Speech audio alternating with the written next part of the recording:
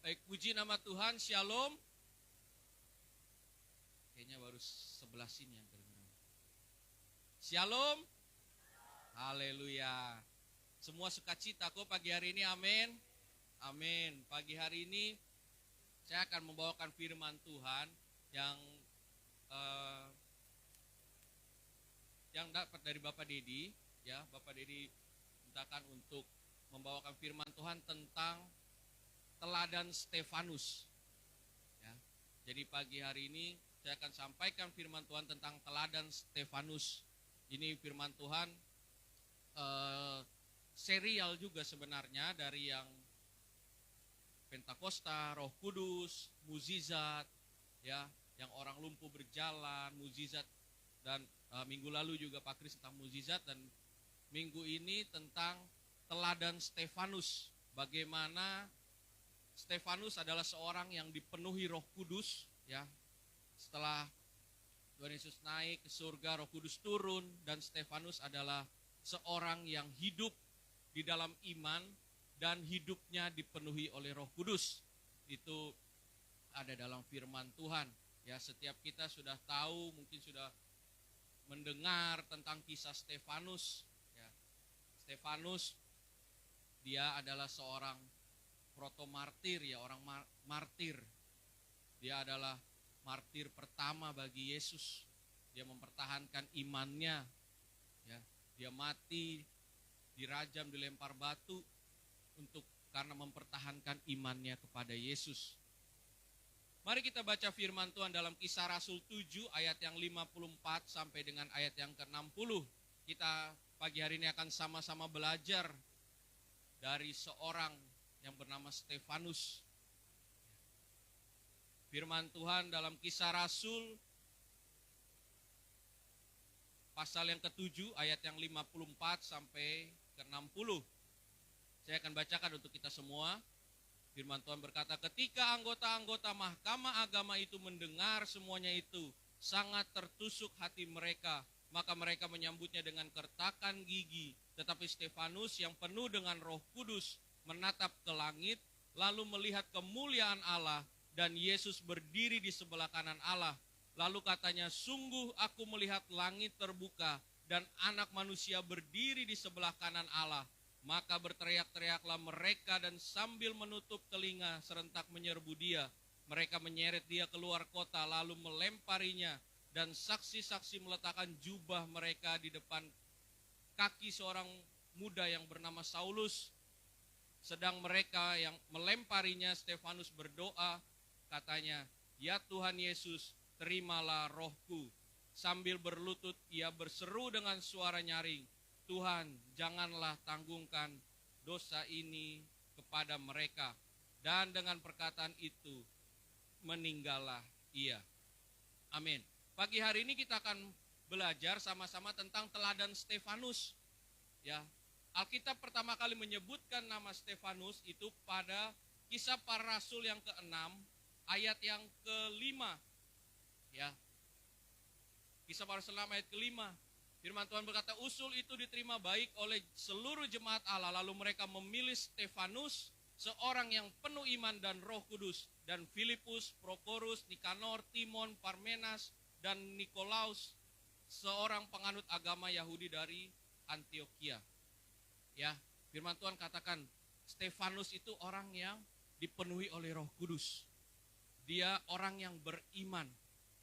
Kalau belajar dari kisahnya Stefanus, kalau kita baca, ya, Stefanus itu bukan seorang yang lahir dari keturunan nabi, dia bukan juga seorang rasul, ya, dia adalah seorang yang biasa-biasa.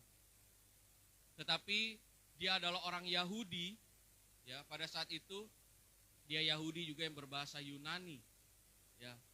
Tetapi ketika ia mendengar bahwa kabar tentang Yesus, bagaimana Yesus hidup, bagaimana Yesus memberikan mukjizat-mukjizat selama dia hidup, bagaimana Yesus mewartakan Injil, bagaimana Yesus hidup dan akhirnya mati lalu bangkit dan naik ke surga. Ya. Seorang yang bernama Stefanus, dia punya iman, dia mau percaya kepada Yesus. Sementara ahli-ahli Taurat, ya, tidak seperti, tapi Stefanus dia percaya kepada Yesus. Karena itu dia mempelajari kitab-kitab, dia mempelajari kisah-kisah tentang Abraham, tentang Musa. Dia bukan dari keluarga yang rasul atau nabi, tetapi dia adalah orang yang diurapi oleh Roh Kudus. Dia orang yang memiliki iman yang luar biasa. Ya, Stefanus, firman Tuhan katakan dari pelayanannya dia, ya, pada saat itu gereja jemaat mula-mula itu sedang bangkit, sedang betul-betul sedang mengalami reformasi, ya, sedang mengalami yang namanya kebangkitan rohani, ya. Jadi pada saat itu, ketika ibadah-ibadah jemaat mula-mula, ya, kalau kita baca kisahnya, seorang janda-janda dari Yahudi dia mengeluh bahwa dia tidak mendapat bagian roti yang adil. Sehingga pada saat itu dari Kisah Para Rasul 6 memilih 7 orang dan salah satunya Stefanus. Pelayanan yang ia lakukan membagikan roti di meja-meja. Pelayanan yang dilakukan dia membagikan roti di meja-meja untuk janda-janda.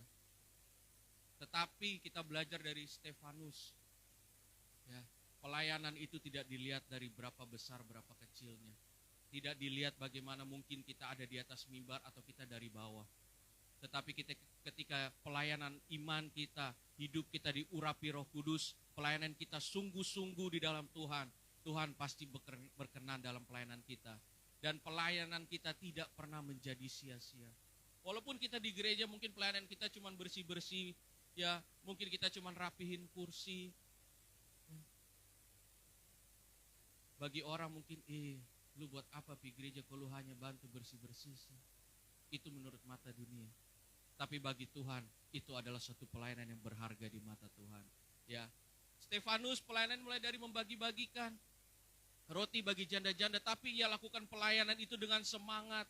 Ya, ia tidak hanya membagikan roti-roti, firman Tuhan katakan, ia juga menjadi saksi, ia mengabarkan Injil, ia juga mendoakan orang-orang yang sakit, dan mukjizat-mukjizat terjadi. Nah, ya, kisah Stefanus sepertinya enak. Ya, dia pelayanan, dia mendoakan orang yang kakinya lemah, lalu dia bisa berdiri. Wah, dia dipakai Tuhan luar biasa. Tetapi mulai dari situ, petinggi-petinggi ahli Taurat pada saat itu dia mulai gak suka sama Stefanus. Ya, kisah di Alkitab mulai gak suka. Akhirnya berbagai macam cara, sampai akhirnya dia difitnah bahwa Stefanus ini adalah orang yang menghujat Musa dan menghujat Allah. Karena dilihat, ini orang bisa menjadi penguasa kalau kita biarkan terus. Tinggi-tinggi ahli Taurat. Ya, kita lihat, mungkin enak-enak aja. Tetapi tantangan begitu besar dalam pelayanan dia. Tetapi kita belajar teladan Stefanus, ia tetap mempertahankan imannya di tengah masa sulit. Ia tetap mempertahankan imannya walaupun ia ditolak. Ia tetap mempertahankan imannya walaupun dia ditentang dari berbagai arah. Itu adalah iman yang sejati. Iman yang sejati itu bukan hanya pada saat zona nyaman, tetapi iman yang sejati itu pada saat kita sulit, pada saat kita susah, pada saat kita ditentang, pada saat kita dicemooh, pada saat kita dihina, pada saat kita dijauhkan, tapi kita tetap percaya bahwa Tuhan adalah Raja di atas segala raja, Tuhan yang ada selalu memelihara dan menyertai kita. Itu adalah iman yang sejati. Teladan Stefanus, ya. Ada 5 teladan Stefanus yang kita akan pelajari pada pagi hari ini. Yang pertama, dia memiliki pengetahuan tentang firman Allah.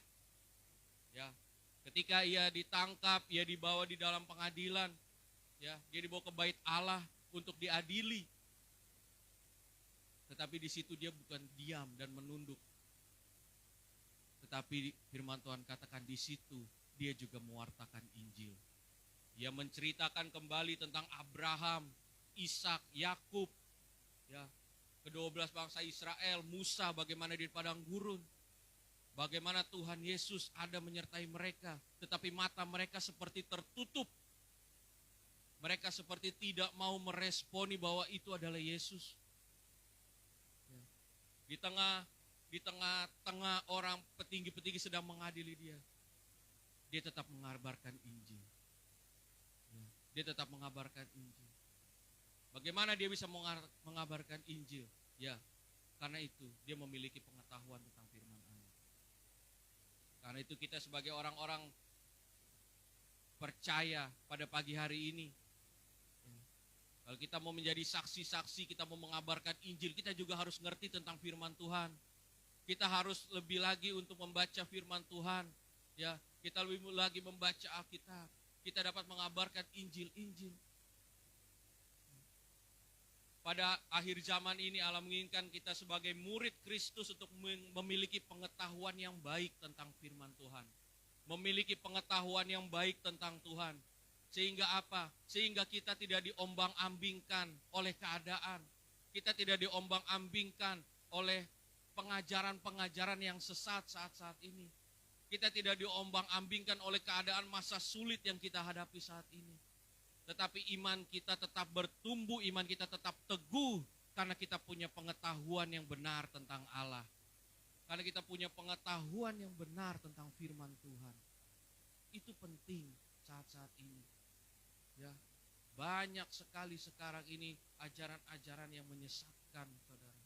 Wah, kalau kita tidak berjaga-jaga, kita tidak memperlengkapi diri kita dengan kebenaran firman Tuhan, dengan firman Tuhan itu sendiri, kita bisa diombang-ambingkan keadaan. Kita bisa dijadikan sesat oleh keadaan. Ya, iblis itu selalu ada untuk mengintai kita. Kapan kita lengah, kapan kita terlihat ada celah, dia bisa masuk dengan intimidasi dan tipu daya. Itulah cara kerja iblis. Karena itu kita harus memperlengkapi hidup kita, ya, dengan pengetahuan yang benar dengan Allah. Ketika kita memiliki pengetahuan yang benar tentang Allah, maka kita akan berakar kuat di dalam Tuhan. Kita akan bertumbuh dan kita akan berbuah dalam kemuliaan Allah. Amin. Karena itu kita harus mengikuti teladan Stefanus. Ya, di saat orang-orang lain mungkin tidak percaya, tetapi ia tetap memiliki percaya kepada Tuhan. Dan ia belajar tentang firman Tuhan. Ia membaca semua kisah yang ada di Alkitab, di firman Tuhan. Kita wajib memelihara dan mencintai firman Tuhan, ya, karena itulah keteguhan kita, kekuatan kita yang membuat kita menjadi berhasil. Fokus kita kepada Tuhan, ya, fokus kita kepada Tuhan. Karena itu perlengkapi diri kita dengan firman Tuhan. Apabila kita menyelidiki dan mempelajari Alkitab firman Tuhan dengan cara sungguh-sungguh, ya, saya percaya hidup kita akan dipakai Tuhan menjadi saluran berkat bagi banyak orang. Kalau kita, ya, sungguh-sungguh mengenal Allah secara sungguh-sungguh, mengenal firman Tuhan secara sungguh-sungguh, ya, Tuhan pasti akan pakai kita untuk menjadi saluran berkat bagi banyak orang. Amin. Ketika ada orang yang cerita, mungkin teman kita di kampus kah, atau teman kita di tempat kerja, cerita mungkin dia punya pergumulan begini, dia punya kekhawatiran, ketakutan. Kalau hidup kita ditemani oleh firman Tuhan, kita dapat menguatkan, menenangkan dengan kebenaran firman Allah. Kita dapat meneguhkan kembali dia dengan kekuatan firman Allah. Jangan sampai kita justru kita malah jadi batu sandungan. Tetapi hendaklah kita saat-saat ini Tuhan pakai kita untuk menjadi berkat dimanapun kita berada. Kita menjadi saksinya, ya, menyaksikan bahwa kemuliaan Tuhan, kebesaran Tuhan, kebaikan Tuhan, anugerah Tuhan itu nyata dan ada sampai saat ini, sampai selama-lamanya. Jadi orang-orang yang hilang arah, putus asa, dikuatkan, diteguhkan kembali. Ya. Yang kedua, teladan Stefanus yang kita pelajari, ia hidup dalam kekudusan. Ya. Ibrani 12 ayat 14 berkata, berusahalah hidup damai dengan semua orang dan kejarlah kekudusan, sebab tanpa kekudusan tidak seorang pun akan melihat Tuhan. Ya. menjaga kekudusan itu penting. Kekudusan itu tidak hanya berbicara hal berzina, ya, pergaulan bebas, tetapi kekudusan juga berbicara tentang hati kita, pikiran kita, perkataan kita, perbuatan kita. Itu juga harus kudus. Artinya apa? Perkataan yang kita keluarkan harus memperkatakan kata-kata yang berkat.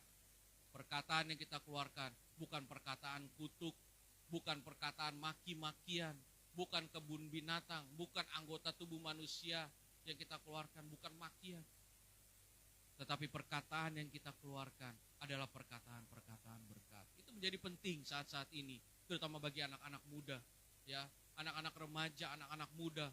Ngomong-ngomong kotor itu kayak itu hal yang biasa. Ya, itu hal yang biasa. Beta pribadi juga dulu, ya, waktu sekolah SMP, SMA itu, ya, beta udah berapa kali saksikan di sini bahwa beta tumbuh besar di lingkungan yang jauh dari Tuhan, ya. Pergaulan beta mungkin ke gereja seminggu, setahun 1 kali atau 2 kali pasca pas Natal. Pergaulan beta tuh semuanya itu, ya, kata-kata makian, kata-kata yang kebun binatang, minta maaf ya, kebun binatang tuh hal yang sangat biasa diucapkan. Dan akhirnya karena beta tumbuh di pergaulan itu, beta juga seperti itu. Di luar seperti itu, di dalam beda. Pas di rumah beda. Tapi kalau udah keluar, makanya orang bilang dulu, beta ini udah kayak kucing dalam karung. Kalau di rumah jadi kucing, kalau di luar jadi singa. Ngaum-ngaum. Karena pergaulan anak-anak muda saat-saat ini. Jangan membiasakan, jangan menormalisasi bahwa kata-kata makian itu adalah hal yang biasa. Ya, mungkin sekarang orang plesetin, minta maaf dari misalnya anjing jadi anjir. Ya. Tapi maknanya apa coba? Anjir apa? Pasti sama. Mau apa lagi? Ya. Jadi mulai sekarang jangan dibiasakan seperti itu. Anak-anak muda perlu memiliki pengenalan yang benar tentang Allah. Perkataan yang keluar harus perkataan-perkataan yang menjadi berkat. Ya, kita tidak boleh sama seperti dunia. Orang lain boleh mengeluarkan kata-kata yang binatang-binatang gampang keluar, tapi kita anak-anak Tuhan, kita dapat menjaga hati kita, dapat menjaga pikiran kita, menjaga perkataan perbuatan kita tetap kudus di mata Tuhan. Ya. Dengan itu kita dapat melihat kemuliaan Tuhan. Ya, kita dapat melihat Tuhan. Firman Tuhan menjelaskan bahwa kemuliaan Allah, orang yang hidup, orang yang dapat melihat kemuliaan Allah, orang hidup di dalam kekudusan. Ya, karena itu penting bagi kita untuk menjaga kekudusan. Jangan kita kudus cuma hanya di gereja. Ya, di dalam gereja kita alim, di luar gereja kita lalim. Di dalam gereja Alkitab, di luar gereja alkohol. Ya, di dalam gereja full worship, di luar gereja full gossip. Kita harus berubah, karakter kita berubah. Kita harus hidup kudus. Yang kita perkatakan adalah perkataan berkat, bukan perkataan makian, bukan perkataan cacian, bukan perkataan kutuk. Ya, Stefanus jadi teladan. Dia menjadi saksi. Dia tidak hanya membagikan roti kisahnya, tapi dia juga mendoakan. Dia juga mengabarkan Injil. Dia juga menguatkan. Dia juga meneguhkan. Ya. Sampai ada seorang janda dalam kisah Alkitab menulis apa? Dikatakan apa? Ya, aku tidak hanya diberkati, dikenyangkan oleh roti yang kau beri, tetapi aku juga dikenyangkan, rohku, jiwaku dikenyangkan oleh perkataan-perkataan yang kau keluarkan. Wow. Seorang sampai bisa berkata begitu kepada seorang teladan, kepada seorang bernama Stefanus. Kalau Stefanus bisa melakukan itu karena Tuhan, maka kita sekarang, setiap kita yang ada, semua kita yang ada, pasti juga bisa melakukan itu karena Tuhan ada bersama dengan kita. Ya. Jadi bukan tentang beta nggak bisa, itu mah dulu memang dulu Stefanus begitu, nah dia bisa. Nah, sekarang ini yang pertanyaan yang paling besar tuh semuanya tuh bukan tentang bisa dan nggak bisa, tetapi semua mau atau nggak mau. Semua kita bisa, karena semua kita bisa. Tapi sekarang kita mau nggak? Ya, kita mau nggak sama mengikuti teladan Stefanus? Kita mau nggak lebih sungguh-sungguh lagi sama Tuhan? Kita mau nggak meninggalkan kenyamanan dunia? Kita mau nggak meninggalkan zona nyaman kita? Untuk lebih bangkit lagi, lebih bertumbuh lagi di dalam Tuhan. Ambil komitmen kita saat-saat ini, ya. Jaga hidup kita, perkataan kita, perbuatan kita, ya, pikiran kita, hati kita terutama. Kita harus memiliki hati yang kudus. Karena itu, ya, jangan menyimpan akar kepahitan. Jangan menyimpan dendam dalam hati kita. Jangan menyimpan amarah. Walaupun sering kali keadaan, mungkin orang menyakiti kita, mengecewakan kita. Bahkan mengecewakan yang bisa-bisa lah ini. Ini betul-betul kecewanya yang terlalu kecewa. Tetapi percayalah, hati yang kudus, hati yang dipulihkan, maka Allah akan berperkara besar atas hidup kita. Percayalah, Allah akan melakukan perkara-perkara yang besar, perkara-perkara yang ajaib dalam hidup kita, jika hati kita dipulihkan Tuhan. Jika kita mau berserah kepada Tuhan, jika kita mau melepaskan belenggu akar kepahitan dendam dalam hati kita, kita mau komitmen, kita lepaskan, kita tolak, kita lepaskan belenggu itu di dalam nama Yesus. Pemulihan itu bukan berdasarkan kekuatan kita sendiri, nggak bisa. Manusia itu terbatas, nggak bisa, saudara. Mungkin hari ini, minggu ini kita bisa mengampuni dia kalau kita menggunakan kekuatan kita, ya. Tapi besok-besok kita nggak tahu, bisa juga kita sakit hati lagi ingat dia. Tetapi pemulihan yang sejati itu datangnya dari Tuhan. Karena itu serahkan segala belenggu yang mengikat hati kita, serahkan kepada Tuhan, agar Tuhan yang membebaskan, Tuhan yang melepaskan, Tuhan yang membebaskan dari belenggu itu. Dan hati kita dipulihkan, hati kita kudus, hati kita murni lagi di hadapan Tuhan. Wah, kita melangkah dengan damai sejahtera. Orang mau jelekin kita, mau jatuhin kita, kita tetap berbuat baik. Kita tetap melakukan kebaikan, kita tetap melakukan firman Tuhan. Itu teladan Stefanus yang kedua, ya. Teladan Stefanus yang ketiga, ia bersedia menderita karena Kristus, ya. Sebagai murid Kristus, Stefanus juga mengalami penderitaan, tetapi Stefanus menghadapinya dengan tidak menyalahkan Tuhan, melainkan tetap bersikap tegar, teguh, tetap percaya iman kepada Tuhan Yesus yang selalu ada, menyertai dia, memelihara, menguatkan dan meneguhkan dia. Tantangannya begitu besar, ya. Dia ditentang dari semua petinggi-petinggi, semua menolak dia, tetapi ia tetap bertahan di dalam Tuhan. Wah, dia nggak mengeluh, Tuhan, kenapa kayak gini? Padahal aku udah ikut Engkau, aku mengabarkan hal yang baik. Tetapi ia tetap di tengah tantangan, ia tetap mengabarkan Injil kepada semua orang. Di tengah tantangan ia tetap tegar, ia tetap teguh di dalam Tuhan. Wah, ya. Setiap orang harus memahami bahwa setiap hidup kita itu seperti mata uang logam yang memiliki dua sisi. Di satu sisi kita diselamatkan, diberkati Tuhan, tetapi di sisi yang lain kita juga harus menderita bagi Kristus. Ya. Kita harus betul-betul sungguh-sungguh di dalam Tuhan akhir-akhir ini, saudara. Harus betul-betul sungguh-sungguh di dalam Tuhan. Tantangan semakin besar, tantangan semakin banyak. Ya, kita nggak tahu kapan chip mulai ada nanti. Ya, sekarang udah ada, tapi betul-betul semuanya akan dipakai di seluruh kita, nggak tahu mulai kapan. Tanda 666 boleh ditaruh, ditanam dalam kita nggak tahu mulai kapan. Ya. Tetapi kita percaya di tengah tantangan, di tengah antikris yang sedang betul-betul bergerak, kita tetap memiliki iman yang percaya teguh kepada Tuhan. Kita sekali-sekali pun tidak pernah meninggalkan Tuhan. Kita sekali-sekali pun tidak pernah menjual Tuhan. Ya. Walaupun ditawarin harta dunia tahun apa, ya, kita tetap berteguh pada Tuhan. Ya. Karena itu anak-anak muda juga sekarang ini cari pasangan. Ya. Jangan sampai karena pasangan beda agama kamu meninggalin Tuhan. Jangan. Ya. Cari pasangan yang cinta Tuhan. Ya. Firman Tuhan katakan pasanganmu akan pasangan yang sepadan. Kalau kamu cinta Tuhan, cari yang cinta Tuhan juga. Jangan cari yang beda agama.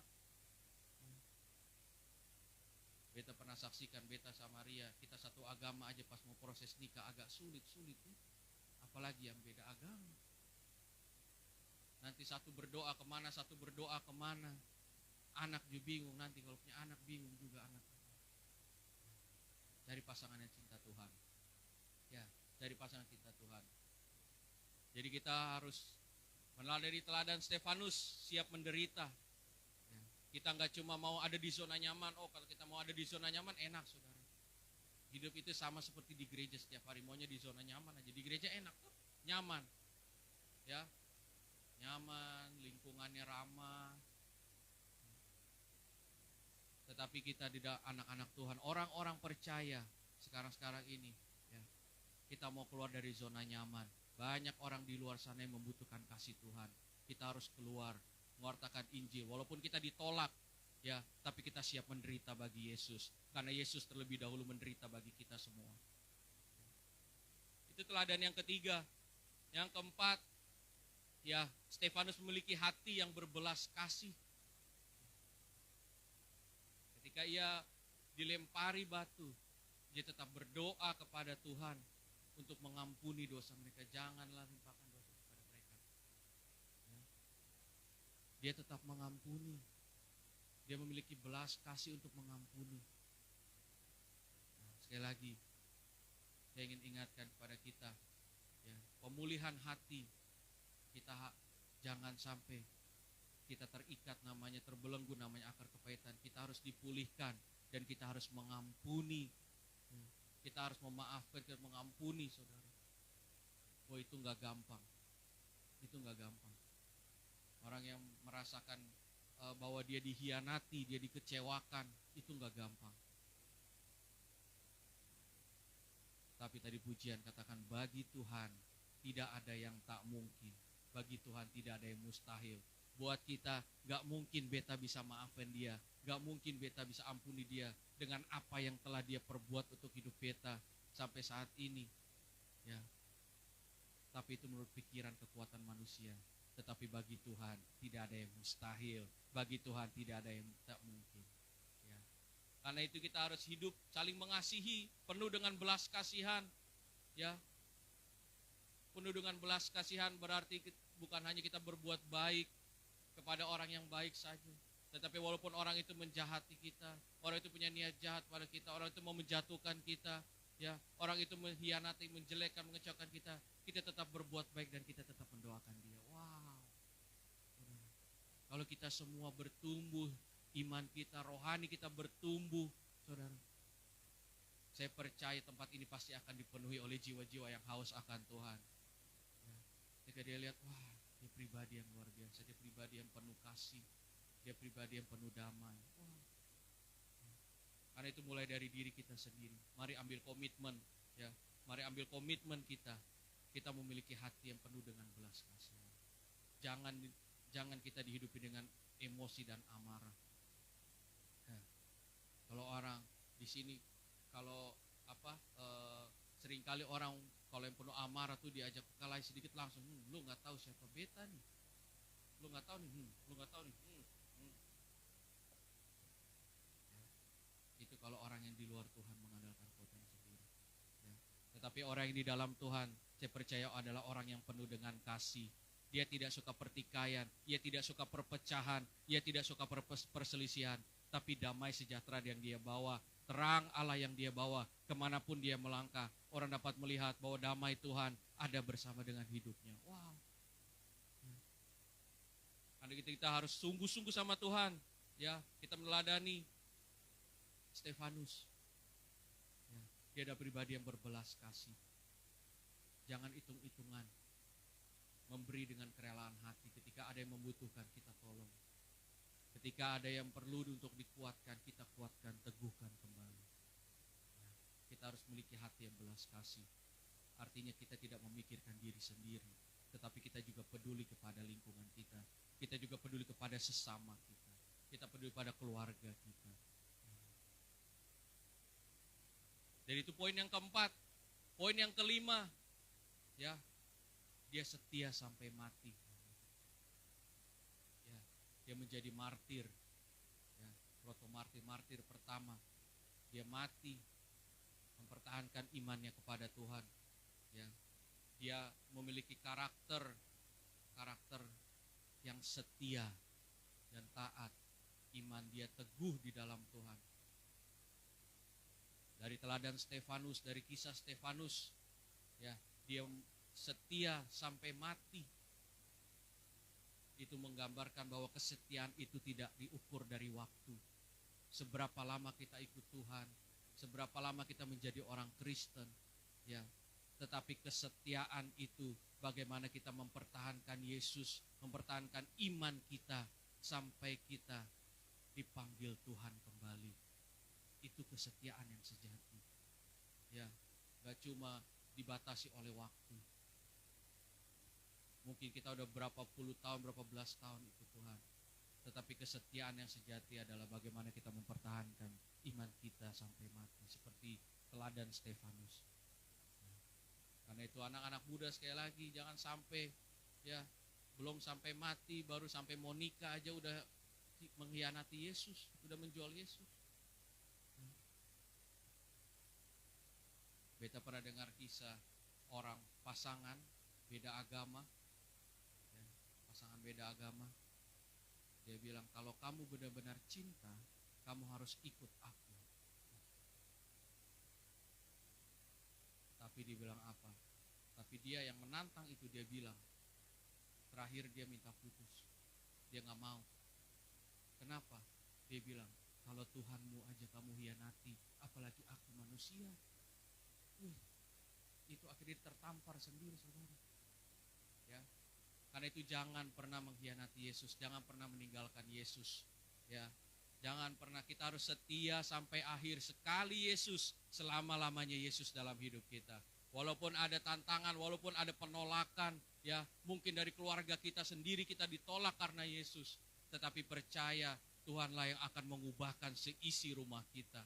Ya, percaya Tuhan yang akan meneguhkan iman kita. Jangan pernah menukar Yesus dengan kekayaan harta duniawi. Itu semua fana di mata Tuhan. Ya, itu semua fana. Hal-hal yang ada di dunia itu bersifat sementara. Tapi yang kita kejar adalah kemuliaan Allah dalam hidup kita. Yang kita kejar adalah bagaimana hidup kita dapat bersekutu dan dapat hidup bersama-sama dengan Yesus di surga. Karya keselamatan itu udah ada bagi kita, saudara. Bukan gak ada, udah ada bagi setiap kita. Karena itu kita harus menghidupi firman Tuhan dalam hati kita, dalam hidup kita, ya, sehingga hidup kita selalu berkenan di mata Tuhan. Hidup kita menjadi berkat, dan terutama hidup kita menjadi saksi-saksi. Kemanapun kita berada, kita memenangkan jiwa-jiwa. Wah, luar biasa. Ya. Karena itu pagi hari ini kita belajar dari teladan Stefanus. Ya, dia adalah teladan yang memiliki pengetahuan tentang firman Tuhan. Sekali lagi, ya, hidupi, perlengkapi hidup kita dengan kebenaran firman Tuhan. Yang kedua, dia hidup dalam kekudusan, jaga kekudusan itu. Ya, hati kita, perkataan kita, perbuatan kita, pikiran kita harus kudus di mata Tuhan. Ya. Lalu kita bersedia menderita bagi Tuhan. Kita memiliki hati yang penuh belas kasih, dan kita setia sampai mati. Dan Tuhan mendapati kita tetap setia, iman kita tetap teguh, percaya kepada Tuhan. Amin. Demikian firman Tuhan. Kiranya firman Tuhan memberkati kita semua. Saya undang kita semua bangkit berdiri. Pemain musik, worship leader.